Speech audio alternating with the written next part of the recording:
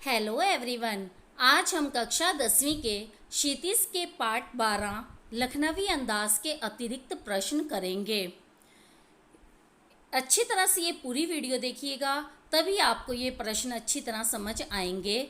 और अगर आपको ये वीडियो अच्छी लगती है तो इस चैनल को सब्सक्राइब जरूर कीजिए और साथ ही बेल बटन को भी दबाइए, जिससे आपको मेरी आने वाली सभी वीडियोस मिल सकें। आइए शुरू करते हैं। पहला प्रश्न है, लखनवी अंदाज पाठ के आधार पर बताइए कि लेखक यशपाल ने यात्रा करने के लिए सेकंड क्लास का टिकट क्यों खरीदा। लेखक यशपाल ने यात्रा करने के लिए सेकंड क्लास का टिकट इसलिए खरीदा क्योंकि क्या कारण थे। देखिए, पहला तो ये, उन्हें अधिक दूरी की यात्रा नहीं करनी थी। दूसरा है, वे भीड़ से बचकर एकांत में यात्रा करते हुए नई कहानी के बारे में सोचना चाहते थे। एक नई कहानी के बारे में सोचने के लिए ही वो इस डिब्बे में बैठे थे। तीसरा है, वे खिड़की के पास बैठकर प्राकृतिक दृश्य का आनंद उठाना चाहते थे। चौथा है, सेकंड क्लास का कम दूरी का टिकट बहुत महंगा नहीं था। अगर ज़्यादा दूरी के लिए सफ़र करते तो हो सकता है ये टिकट उन्हें महंगा पड़ता, तो ज़्यादा महंगा भी नहीं पड़ रहा था इसलिए। अगला प्रश्न है, लेखक के डिब्बे में आने पर नवाब ने कैसा व्यवहार किया। लेखक जब डिब्बे में आया तो उसका आना नवाब साहब को अच्छा न लगा। उन्होंने लेखक से मिलने और बात करने का उत्साह न दिखाया। पहले तो नवाब साहब खिड़की से बाहर कुछ देर तक देखते रहे और फिर डिब्बे की स्थिति पर निगाहें दौड़ाने लगे। जैसे हम किसी को इग्नोर करते हैं ना, इसी तरह इग्नोर कर रहे थे वो लेखक को। उनका यह उपेक्षित व्यवहार लेखक को अच्छा ना लगा। अब कोई आपको इग्नोर करेगा तो बदले में आप भी करेंगे, तो यही लेखक के साथ हुआ। अगला प्रश्न, खीरे को खाने योग्य बनाने के लिए नवाब साहब ने क्या क्या किया और उन्हें किस तरह सजा कर रखा, पठित पाठ के आधार पर लिखिए। उत्तर है, नवाब साहब ने खीरे को खाने योग्य बनाने के लिए पहले उसे अच्छी तरह धोया, फिर तौलिए से पोंछा। अब उन्होंने चाकू निकालकर खीरों के सिर काटे और गोदकर झाग निकाला। फिर उन्होंने खीरों को छीला और फांकों में काटकर करीने से सजाया। तो ये तैयारी उन्होंने खीरे खाने के लिए की थी। अगला प्रश्न है, नवाब साहब द्वारा लेखक से बातचीत की उत्सुकता ना दिखाने पर लेखक ने क्या किया। नवाब साहब ने लेखक से बातचीत की उत्सुकता उस समय नहीं दिखाई जब वह डिब्बे में आया। जब लेखक डिब्बे में चढ़ा था तब उन्होंने कोई उत्सुकता नहीं दिखाई बातचीत करने में। लेखक ने इस उपेक्षा का बदला उपेक्षा से दिया। उसने भी नवाब साहब से बातचीत की उत्सुकता नहीं दिखाई। भाई, जब वो नहीं बोल रहा तो वो भी क्यों बोले। और नवाब साहब की ओर से आंखें फेर ली। यह लेखक के स्वाभिमान का प्रश्न था, जिसे वह बनाए रखना चाहता था। आगे है, खीरे की फांकें खिड़की से फेंकने के बाद नवाब साहब ने गुलाबी आंखों से लेखक की ओर क्यों देखा। खीरे की फांकें एक एक उठाकर सूंघने के बाद नवाब साहब खिड़की से बाहर फेंकते गए। उन्होंने डकार ली और लेखक की ओर गुलाबी आंखों से इसलिए देखा क्योंकि उन्होंने लेखक को दिखा दिया था कि नवाब साहब खीरे को कैसे खाते हैं। अपनी नवाबी का प्रदर्शन करने के लिए उन्होंने खीरा खाने की बजाय फेंक दिया था कि हम तो चीज़ों को ऐसे ही फेंक देते हैं और उसकी सूंघ के तृप्ति भी कर लेते हैं और हमारा पेट भी भर जाता है। डकार आना इसी बात का प्रमाण था। अगला प्रश्न है, नवाब साहब ने खीरे की फांकों पर नमक मिर्च छिड़का, जिसे देखकर लेखक ललचाया, पर उसने खीरे खाने का प्रस्ताव अस्वीकार क्यों कर दिया। उत्तर है, नवाब साहब ने करीने से सजी खीरे की फांकों पर नमक मिर्च छिड़क कर लेखक से खाने के लिए आग्रह किया तो लेखक ने साफ मना कर दिया, जबकि लेखक खीरे खाना चाहता था। इसका कारण यह था कि लेखक पहली बार नवाब को खीरा खाने के लिए मना कर चुका था। अब दूसरी बार मांगता थोड़ी ना, मना कर दिया था तो कर दिया था। अगला प्रश्न है, बिना खीरा खाए नवाब साहब को डकार लेते देखकर लेखक क्या सोचने पर विवश हो गया। लेखक ने देखा कि नवाब साहब ने खीरे की फांकों का रस आस्वादन किया, उन्हें मुंह के करीब ले जाकर सूंघा और बाहर फेंक दिया। इसके बाद नवाब साहब को डकार लेता देखकर लेखक यह सोचने पर विवश हो गया कि क्या इस तरह सूंघने मात्र से, इधर संघने लिख रखा है गलती से सूंघने आएगा, सूंघने मात्र से पेट भर सकता है। अगला प्रश्न है, सेकंड क्लास के डिब्बे में लेखक के अचानक आ जाने से नवाब साहब के एकांत चिंतन में विघ्न पड़ गया। उनके चिंतन के बारे में लेखक ने क्या अनुमान लगाया? उत्तर है, सेकंड क्लास के जिस डिब्बे में नवाब साहब अब तक अकेले बैठे थे, वहाँ अचानक लेखक के आ जाने से उनके एकांत चिंतन में विघ्न पड़ गया। उसके बारे में लेखक ने यह अनुमान लगाया कि ये भी शायद किसी कहानी के लिए नई सूझ में होंगे या खीरे जैसी साधारण वस्तु खाने के संकोच में पड़ गए होंगे। मतलब क्या है इसका कि वो एक नवाब साहब हैं और खीरे जैसी साधारण वस्तु किसी के आगे खाएंगे तो अच्छा नहीं लगेगा। बस यही सोचकर थोड़ा सा वो अनकंफर्टेबल फील कर रहे थे। अगला प्रश्न है, लेखक और नवाब साहब की प्रथम मुलाकात का वर्णन अपने शब्दों में कीजिए। पहली मुलाकात कैसे हुई थी? इसका आंसर है, लेखक और नवाब साहब की प्रथम मुलाकात पैसेंजर ट्रेन के सेकंड क्लास के डिब्बे में हुई, जहां नवाब साहब पहले से पालथी लगाए बैठे थे। लेखक का यूं अचानक आ जाना नवाब साहब को तनिक भी अच्छा न लगा। उन्होंने लेखक की ओर ना देखकर डिब्बे से बाहर देखना शुरू कर दिया। लेखक ने अपना स्वाभिमान बनाए रखते हुए उनसे बात करने की पहल नहीं की। भाई जब इसने ही पहले नहीं बोला तो मैं ही क्यों शुरुआत करूं, आखिर अपनी भी सेल्फ रिस्पेक्ट है, यही सोचा लेखक ने। अगला प्रश्न है, सेकंड क्लास के डिब्बे की उन विशेषताओं का उल्लेख कीजिए जिनके कारण लेखक और नवाब साहब दोनों ने ही उसे यात्रा के लिए चुना। उत्तर है, लेखक और नवाब साहब दोनों ने ही अपनी यात्रा के लिए सेकंड क्लास के डिब्बे को चुना। उस डिब्बे की विशेषताएं निम्नलिखित हैं। पहली विशेषता है, सेकंड क्लास का डिब्बा अधिक सुविधाओं से युक्त होता है, सारी सुविधाएं मिलती हैं उसमें। दूसरा, इसका किराया अधिक होता है, अतः इसमें कम यात्री सफ़र करते हैं। जिसको भीड़ भाड़ से बचना हो वही इसमें करते हैं सफ़र। तीसरा, इसमें भीड़ भाड़ नहीं होती है। चौथा है, ये डिब्बे अधिकांशतः खाली ही रहते हैं, बहुत कम लोग लेते हैं इनके टिकट, महंगा होने की वजह से। अगला है, नवाब साहब के व्यवहार में अचानक कौन सा बदलाव आया और क्यों? उत्तर है, सेकंड क्लास के डिब्बे में जैसे ही लेखक चढ़ा, सामने एक सफ़ेद पोश सज्जन को बैठे पाया। लेखक का यूं आना उन्हें अच्छा ना लगा। वे खिड़की से बाहर देखने लगे, पर अचानक ही उनके व्यवहार में बदलाव आ गया। उन्होंने लेखक से खीरा खाने के लिए कहा। ठीक है ना, तब तक नहीं बोल रहे थे, लेकिन जब कुछ खाने के लगे तो उन्हें अच्छा नहीं लगा अकेले अकेले खाना, चाहे फॉर्मेलिटी कह लो, उन्हें लेखक से बोलना पड़ा। ऐसा करके वे अपनी शराफत का नमूना प्रस्तुत करना चाहते थे। अगला प्रश्न है, लेखक ने ऐसा क्या देखा कि उसके ज्ञान चक्षु खुल गए? चक्षु का मतलब आँखें। लेखक ने देखा कि नवाब साहब खीरे की नमक मिर्च लगी फांकों को खाने के स्थान पर सूंघ कर खिड़की के बाहर फेंकते गए। संघ कर लिख रखा है, गलती से सूंघ कर आएगा। खिड़की के बाहर फेंकते गए। बाद में उन्होंने डकार लेकर अपनी तृप्ति और संतुष्टि दर्शाने का प्रयास किया। ऐसा दिखाया कि उनका तो पेट भर गया बस सूंघ कर ही।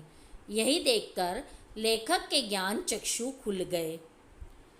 कि इसी तरह बिना घटनाक्रम, पात्र और विचारों के कहानी भी लिखी जा सकती है। भी जिस प्रकार बिना कुछ खाए किसी का पेट खाली सूंघ कर भर सकता है, उसी प्रकार बिना घटनाक्रम, पात्र और विचारों के कहानी भी लिखी जा सकती होगी। यही सोचकर उनके ज्ञान चक्षु खुल गए। अगला प्रश्न है, लखनवी अंदाज शीर्षक की सार्थकता सिद्ध कीजिए। लखनवी अंदाज शीर्षक के मूल में व्यंग निहित है। लखनवी अंदाज नाम में ही व्यंग्य है। इस कहानी में वर्णित स्थान लखनऊ के आसपास का प्रतीत होता है। इसके अलावा नवाब साहब की शान, दिखावा, रईसी का प्रदर्शन, नवाबी ठसक आदि सभी लखनऊ के उन नवाबों जैसी हैं जिनकी नवाबी कब की छिन चुकी है, पर उनके कार्य व्यवहार में अब भी इसकी झलक मिलती है। यानी नवाबी चली गई है लेकिन अक्कड़ अभी भी वही की वही है। पाठ को पूरी तरह अपने में समेटे हुए यह शीर्षक लखनवी अंदाज पूर्णतया सार्थक एवं उपयुक्त है। अगला प्रश्न है, लखनवी अंदाज पाठ में निहित संदेश स्पष्ट कीजिए। आंसर है, लखनवी अंदाज नामक पाठ के माध्यम से लेखक यह संदेश देना चाहता है कि हमें अपना व्यवहारिक दृष्टिकोण विस्तृत करते हुए दिखावेपन से दूर रहना चाहिए। यानी जैसे हम हैं वैसा ही दिखाना चाहिए, दिखावापन नहीं दिखाना चाहिए। इसमें ये दिखाया गया है जैसे नवाब साहब अपना दिखावापन ज़्यादा कर रहे थे। हमें वर्तमान के कठोर यथार्थ का सामना करना चाहिए तथा काल्पनिकता को छोड़कर वास्तविकता को अपनाना चाहिए, जो हमारे व्यवहार और आचरण में भी दिखना चाहिए। अगला प्रश्न है, नवाब साहब द्वारा खीरा खाने के तरीके से क्या उदरपूर्ति संभव है, मीन्स पेट भरना संभव है? यदि नहीं तो इस तरीके को अपनाने में व्यक्ति को किस प्रवृत्ति का आभास होता है, व्यक्ति की किस प्रवृत्ति का आभास होता है? तो देखिए, नवाब साहब द्वारा खीरा खाने के तरीके से उदरपूर्ति संभव नहीं है। नवाब साहब द्वारा खीरे को मानसिक या मनोवैज्ञानिक स्तर पर सेवन किया गया, शारीरिक या भौतिक स्तर पर नहीं। शारीरिक रूप से जब तक नहीं खाएंगे पेट कैसे भरेगा? उदरपूर्ति तब तक संभव नहीं है जब तक भौतिक खाद्य पदार्थ का यथार्थ में सेवन ना किया जाए और वह व्यक्ति के उदर में ना पहुँचे। नवाब साहब वास्तव में यह दिखलाना चाहते थे कि वे इतने बड़े खानदानी रईस हैं कि खीरे जैसी तुच्छ खाद्य वस्तु उनके उदर में जाने लायक नहीं है। वे तो केवल उसकी सुगंध ही लेना चाहते हैं। ये सब दिखावा ही तो है। अगर लेखक नहीं आता तो वह अच्छा भला खीरा खाते, लेकिन लेखक को देखकर ये दिखावा कर रहे हैं कि हम ये खीरा हमारे पेट में जाने लायक नहीं है। इसके लिए वे अपनी रईसी का झूठा प्रदर्शन करके यह जताना चाहते हैं कि उनका पेट तो केवल सुगंध मात्र से भर जाता है। उन्होंने तो लेखक के सामने डकार लेकर इस बात का प्रमाण देने की भी कोशिश की। इन सब से उनके अहंकारी स्वभाव तथा प्रदर्शन या दिखावापन की भावना का पता चलता है। अगला प्रश्न है, नवाब साहब द्वारा सेकंड क्लास में यात्रा करने के क्या कारण हो सकते हैं, अपने अनुमान से लिखिए। पहले तो हमने ये पढ़ा था ना कि नवाब साहब और लेखक दोनों के क्या कारण थे, लेकिन अब खाली नवाब साहब क्यों करना चाहते थे सफ़र, ये उनके दृष्टिकोण से बताना है।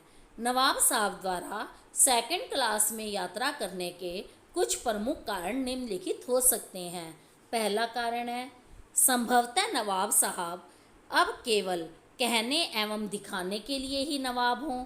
यथार्थ में उनकी आर्थिक स्थिति वास्तविक नवाबों जैसी ना रही हो, मतलब कि असलियत में उनके पास इतना पैसा ना हो कि कोई उन्हें नवाब साहब के। आर्थिक स्थिति अनुकूल नहीं रहने के बावजूद अपनी झूठी शान में या दिखावा करने के लिए उन्हें सेकंड क्लास में यात्रा करनी पड़ रही हो, क्योंकि दिखाएंगे तो नवाब साहब हैं इसलिए सेकंड क्लास में यात्रा कर रहे हैं। कोई साधारण यात्री नहीं है जो साधारण डब्बे में यात्रा करें, यही दिखाना चाहते हैं। दूसरा कारण ये हो सकता है, संभवतः वे भीड़ से राहत पाने के लिए सच में मानसिक शांति एवं एकांत चाहते हों, चूँकि फर्स्ट क्लास अधिक महंगा पड़ता होगा। इसलिए वे सेकंड क्लास में यात्रा कर रहे हों। तीसरा कारण ये हो सकता है लोगों की भीड़ से बचना और अधिक महंगा टिकट ना खरीद पाना। इन दोनों के बीच का मार्ग है सेकंड क्लास में यात्रा करना। संभवतः यही कारण रहा हो। अगला प्रश्न है, नवाब साहब का कैसा भाव परिवर्तन लेखक को अच्छा नहीं लगा और क्यों? लखनवी अंदाज पाठ के आधार पर लिखिए। उत्तर है, लेखक जब सेकंड क्लास के डिब्बे में चढ़े तो उन्होंने एक बर्थ पर नवाबी अंदाज में एक सफ़ेद पोश सज्जन को पालथी मारे देखा। उनके आगे दो चिकने खीरे रखे हुए थे। लेखक का सहसा डिब्बे में प्रवेश कर जाना नवाब साहब को अच्छा नहीं लगा। उन्होंने लेखक के प्रति कोई रुचि नहीं दिखाई। लेखक ने भी उनका परिचय प्राप्त करने का प्रयास नहीं किया, क्योंकि उन्हें यह लगा कि नवाब साहब शायद अकेले ही सफ़र करना चाहते थे और ना ही यह चाहते थे कि कोई उन्हें सेकंड क्लास में सफ़र करते देखे। ऐसी स्थिति में उन्हें खीरा खाने में भी संकोच का अनुभव हो रहा होगा। अचानक नवाब साहब ने लेखक को खीरे का शौक फरमाने को कहा। ठीक है ना, जब लेखक ने तो सोच लिया ये नहीं बोल रहा तो मैं भी नहीं बोलूँगा, तो वो भी इग्नोर करके खिड़की की तरफ देखने लगे। लेकिन जब नवाब साहब ने खीरे तैयार कर लिए तो नवाब साहब को लेखक से बोलना पड़ा। खीरे का शौक फरमाने को कहा। लेखक को नवाब साहब का यह सहसा भाव परिवर्तन अच्छा नहीं लगा, क्योंकि वे शायद अपना नवाबी सभ्य व्यवहार दर्शाना चाहते थे, जबकि वास्तविकता में उनका यह व्यवहार नवाबी संस्कृति का दिखावटीपन ओढ़े हुए था। अगला प्रश्न है, लखनवी अंदाज पाठ में नवाब साहब के माध्यम से नवाबी परंपरा पर व्यंग्य है, स्पष्ट कीजिए। उत्तर देखिए, लखनवी अंदाज पाठ में लेखक ने नवाब साहब के माध्यम से नवाबी परंपरा की झूठी आन बान पर व्यंग्य किया है, जो वास्तविकता से बेखबर एक बनावटी जीवन शैली के आदी हैं। आदि आदत से मजबूर, जो लत लग जाती है। आज के समय में भी नवाब साहब के रूप में ऐसी परजीवी संस्कृति को देखा जा सकता है। नवाब साहब का खीरे को मात्र सूंघकर पेट भर जाना, उसे बिना खाए खिड़की से फेंक देना उनकी बनावटी रईसी को दर्शाता है। उनका सेकंड क्लास में यात्रा करना इस बात को प्रमाणित करता है कि नवाब साहब की नवाबी ठसक तो नहीं रही, परंतु फिर भी वे अपने हाव भाव और क्रियाकलापों से झूठी शान दिखाते हैं, जिसका कोई महत्व नहीं है। अगला प्रश्न है, लखनवी अंदाज पाठ में नवाब साहब के विषय में पढ़कर आपके मन में कैसे व्यक्ति का चित्र उभरता है? उत्तर देखिए, लखनवी अंदाज पाठ के नवाब साहब के विषय में पढ़कर एक ऐसे व्यक्ति का चित्र उभर कर सामने आता है जो पतनशील सामंती वर्ग का प्रतिनिधि है। पतनशील, जो पतन की ओर जा चुके हैं, उन सामंती वर्ग, जो कि सामंत वर्ग अब खत्म हो गया, उसका प्रतिनिधित्व कर रहा है। वास्तविकता से बेखबर बनावटी जीवन जीने का आदी है। नफासत, नज़ाकत और प्रदर्शन प्रिय है। नवाब साहब वास्तव में पतनशील सामंती वर्ग के जीते जागते उदाहरण हैं। नवाब साहब खीरा खाने के लिए यत्नपूर्वक तैयारी करते हैं। खीरा काटकर उस पर नमक मिर्च लगाते हैं, किंतु बिना खाए ही केवल सूंघ कर रस आस्वादन कर खिड़की से बाहर फेंक देते हैं। वास्तव में इसके द्वारा वे अपनी नवाबी रईसी का गर्व अनुभव करते हैं। इस बात पे वो गर्व महसूस करते हैं कि खीरे को सूंघ के फेंक देने में, और साथ ही इसका प्रदर्शन भी करते हैं। नवाब साहब का व्यक्तित्व एक ऐसे व्यक्ति का व्यक्तित्व है जो बनावटी शैली का अभ्यस्त है। अगला प्रश्न है, लखनवी अंदाज पाठ के लेखक को नवाब साहब में खानदानी तहजीब, नफासत और नज़ाकत के क्या सबूत दिखाई दिए, पाठ के आधार पर उत्तर दीजिए। उत्तर है, नवाब साहब सदा से विशेष प्रकार की नफासत, नज़ाकत और ख़ानदानी तहजीब के लिए प्रसिद्ध हैं। नवाब लोग इन चीज़ों का बड़ा पालन करते हैं, नफासत, नज़ाकत और ख़ानदानी तहजीब का। लखनवी अंदाज पाठ में भी नवाब साहब की ख़ानदानी तहजीब, नफासत और नज़ाकत का उदाहरण मिलता है। नवाब साहब की ख़ानदानी तहजीब उस समय नज़र आती है जब वह बहुत ही अदब के साथ लेखक को संबोधित करते हुए कहते हैं, आदाब अर्ज़ जनाब, खीरे का शौक़ फरमाएंगे। यहाँ उनकी विनम्रतापूर्वक आग्रह की प्रवृत्ति भी नज़र आती है, यानी कि किसी घमंड में नहीं पूछ रहे हैं, बहुत ही कोमलता से, तहजीब से पूछ रहे हैं, बड़ी तमीज़ दिखा रहे हैं उधर। नवाब साहब खीरा खाने के लिए बहुत ही यत्नपूर्वक तैयारी करते हैं। खीरों को धोना, पोंछना, एहतियात से छीलकर फाके करीने से तौलिए पर सजाना उनकी नफासत का बेहतरीन उदाहरण है। खीरे को बिना खाए सूंघकर रस आस्वादन कर खिड़की से बाहर फेंकना और फिर लेट जाना, इस प्रक्रिया में उनकी नवाबी नज़ाकत दिखाई देती है।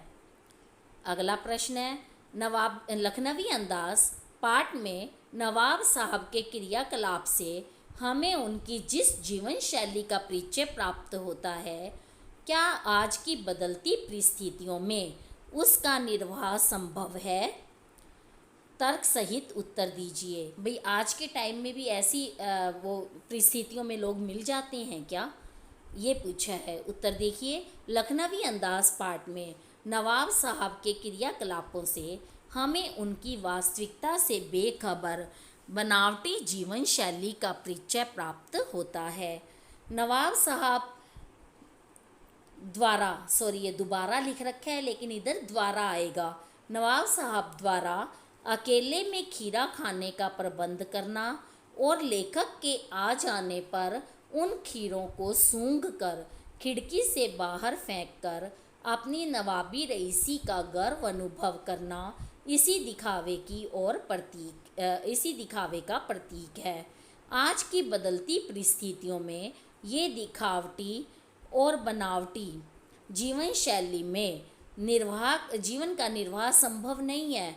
आज की बदलती हुई परिस्थितियों में इस तरह का जीवन तो संभव है ही नहीं, क्योंकि बनावटी और दिखावटी जीवन प्रगति और प्रेरणा का आधार कभी नहीं हो सकता। ऐसे में जीवन में ना तो आनंद है, ना वास्तविकता और ना ही जीवंतता। सहज, सरल, गतिशील जीवन ही आज के समय की मांग है। आज के भौतिकतावादी जीवन में रिश्तों में मधुरता बनाए रखने के लिए इस आडंबर युक्त जीवन शैली से उन्मुक्त होना अत्यंत आवश्यक है। आडंबर युक्त, आडंबर वाली जीवन शैली से उन्मुक्त होना मतलब आज़ाद होना अत्यंत आवश्यक है। तो ये थे हमारे लखनवी अंदाज के अतिरिक्त प्रश्न। तो उम्मीद करती हूँ आपको ये समझ आ गए होंगे और आपके लिए बोर्ड की परीक्षाओं में सहायक सिद्ध होंगे। मैं ये भी उम्मीद करती हूँ कि आपने गलतियों की ओर ध्यान ना देकर जो ये प्रश्न है इन्हीं की ओर ध्यान दिया होगा। धन्यवाद।